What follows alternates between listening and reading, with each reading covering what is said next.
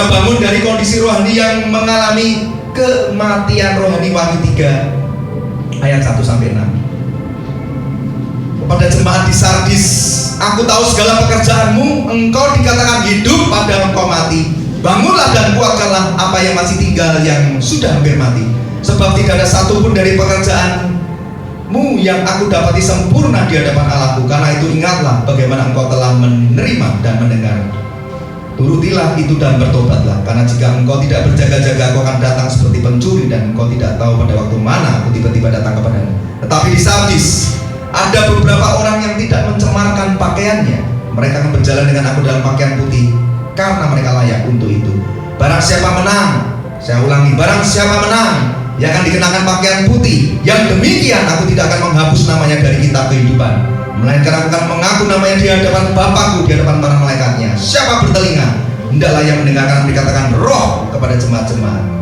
Anda sudah tahu ya, jemaat ini orang yang mengalami kematian rohani.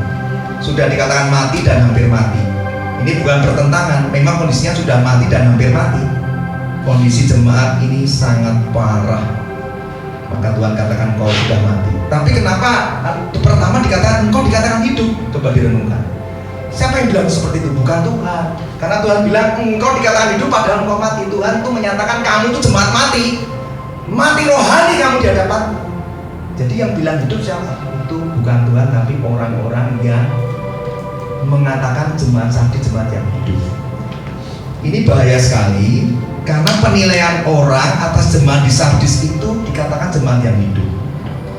Jadi ini kondisi jemaat gereja yang kalau dilihat oleh orang luar itu penilaiannya bagus, reputasi gerejanya mantap. Bahkan masyarakat pun mengagumi gerejanya dengan berbagai program keagamaan. Tapi sayangnya Tuhan bilang apa? Kamu itu jemaat yang mati di hadapan Tuhan, nggak bisa dibohongi. Bukan yang dilihat manusia, dilihat Allah. Manusia melihat yang di depan, yang keluar. Tuhan lihat dalam hati. Coba periksa hati hari ini. Hidup kerohanianmu saat ini seperti apa, saudara? Hidup atau mati? Jangan terkesima oleh pujian manusia yang mengatakan, wah hebat ya kondisi gerejamu ya, jemaatmu ya.